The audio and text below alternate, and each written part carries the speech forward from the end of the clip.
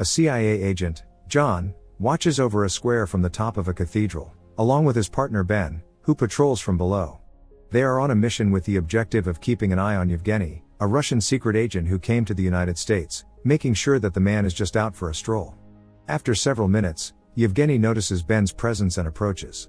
The Russian greets him, showing that he knows Ben and knows he is being spied on, but makes it clear that he is just out visiting old friends, and they have nothing to worry about. Before leaving, Yevgeny congratulates Ben on his anniversary with his wife, showing that the Russian knows Ben and his family very well.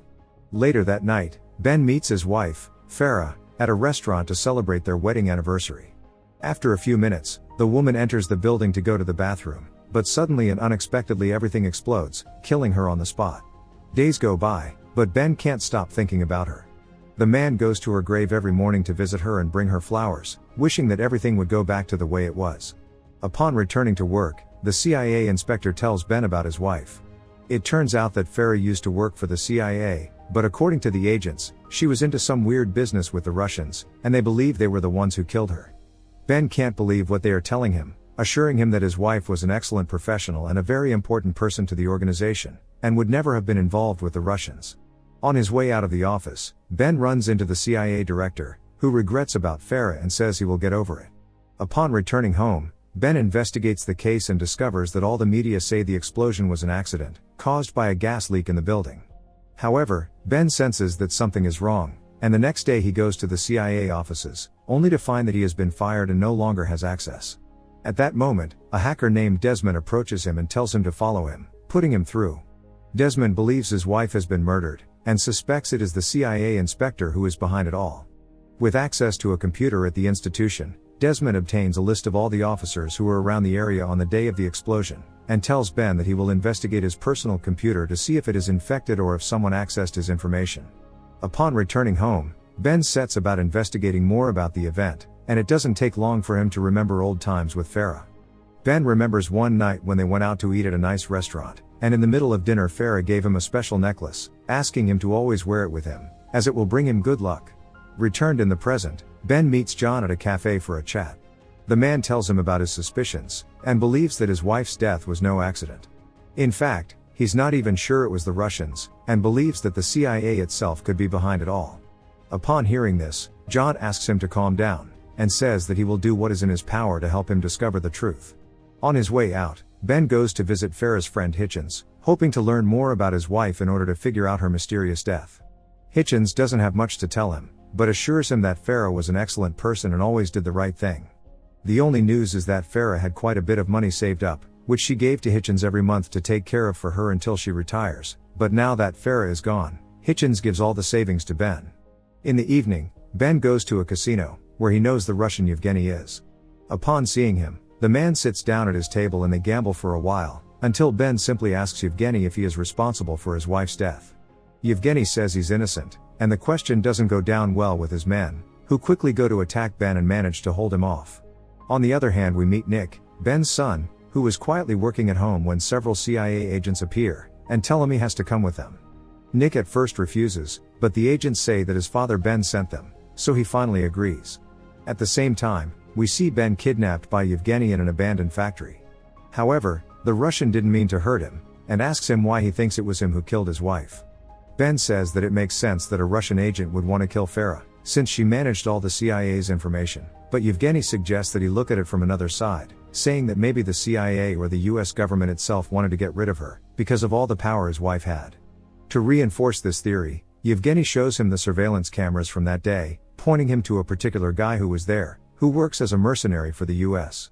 Seeing this, Ben begins to believe him, and just then they are ambushed by the group of mercenaries Yevgeny had mentioned. Ben manages to run and escape to a car, and as he calls John to come help him he tries to flee, but seconds later he overturns it.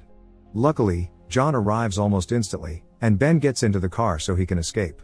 As his friend drives, Ben asks how he got there so fast, to which John replies that he just happened to be in the area. After managing to escape, John takes Ben to the boat, saying that if he hides there, no one will find him. At the same time we see that Nick, Ben's son, is in a van with the CIA agents, and already he begins to suspect that something is wrong. They take him to a building, and upon entering the boy tries to resist, but they manage to stop him and take him inside. Back on the ship, John approaches Ben and asks him if Farah had given him a gift before she died. Ben says no, and makes it clear that he doesn't want to talk about personal matters that are none of their business. Hearing this, John takes Ben into a room to talk about something, but upon entering he finds several agents pointing guns at him. They sit him in a chair and it is revealed that the entire CIA is looking for him. Even his friend John had betrayed him. After tying him to the chair, John approaches Ben and begins to torture him, ordering him to confess if Farah gave him anything before she died. Despite the pain, Ben doesn't say a word, and when John realizes they won't be able to get him to talk, he orders one of the mercenaries to continue torturing him while he goes to do the same to Nick. When John leaves, the leader of the mercenaries, Karen, confesses to Ben that he was the one who killed his wife. Karen did it on the orders of the CIA, and upon hearing this Ben is shocked and furious, and cannot understand why the CIA would want to get rid of his wife. Suddenly, someone bursts into the room from the ceiling and comes down to rescue Ben. She removes her mask and introduces herself as Christina, and Ben asks her why she has come to save him, but she interrupts him and says they have to escape first. The two make their way through the ship, shooting all of John's men, and after finishing them off, Ben and Christina escape using a small boat. The two make it to a small dock, and quickly the woman guides him to her car. As they get in, she tells him that she was a close friend of his wife Farah, and asks him if at some point his wife gave him a lucky necklace. Ben says yes and shows her the necklace, and upon seeing it Christina reveals that the necklace is actually a key, which gives access to Farah's secret room, where the woman kept a computer with very sensitive information. Upon further inquiry, the woman tells him that Farah had a lot of information about acts of corruption by the director of the CIA, and that is why she was sent to kill her. Upon hearing this Ben understands everything, deducing that his wife was killed to keep her from revealing anything, and Ben and his son were kidnapped to remove the necklace and gain access to the information. Soon after, Christina leads Ben to Farah's secret room, and with the help of the necklace they gain entry. There they find the computer, and upon investigating it they discover all the facts of corruption on the part of the CIA director. With the information in his possession, Ben decides to call John, and tells him that he has the computer with all the sensitive information of the organization. John says he will kill his son Nick if he leaks the information, and Ben says he will give them the laptop if they deliver his son to him safe and sound. Hanging up, Christina asks Ben not to give them the computer, as they will betray them anyway, but Ben tells her he has a plan. The man doesn't want to give them anything, all he's looking for is to rescue his son and kill John, and after asking Christina for help, the two leave the building to go to the meeting place. Before going, Ben calls Desmond and sends him all the information about the corruption, asking him to publish it if he doesn't come back alive. Then, Ben and Christina drive to the location, but the woman gets off a little earlier to position herself on top of a building, covering Ben with a sniper. Elsewhere, the man meets John, who was with his guards. John hands him his son, and Ben tosses him the computer as part of the deal. While the man checks that it is the right computer, Christina takes the opportunity to take out two of his men, and Ben shoots him in the back to steal his laptop. Ben gets into his car to escape, but at that moment Karen appears, and together with John they begin to chase him. Karen shoots trying to kill them, but John's car ends up overturning in the middle of the chase, ending Sharon's life. John manages to survive the accident and walks away, while Ben and his son return to find that they are dead. Ben discovers that Karen died, but John survived and had escaped. Soon after, the man finds him at the site of the exchange, and John challenges him to an unarmed duel. Ben accepts, and after a brief fight manages to overpower his wounded opponent and knocks him unconscious. Some time later, Ben returns to look for Christina in the building where he had left her, and suddenly a CIA car pulls up next to them. The CIA agent gets out, and we see that he is the one who had kidnapped Nick.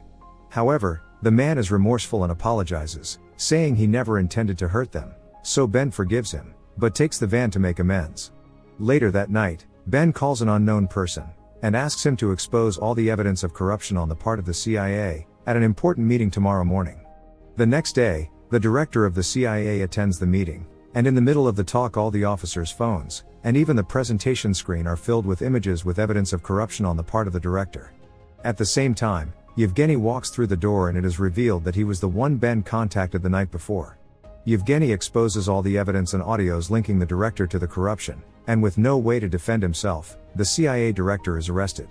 Ben is happy to see the arrest of the director on his phone, and having succeeded in unraveling the mystery behind his wife's death, the man now lives a quiet and happy life. Subscribe and turn on notifications to see more videos like this. Leave a like to help the channel out, and thank you for watching.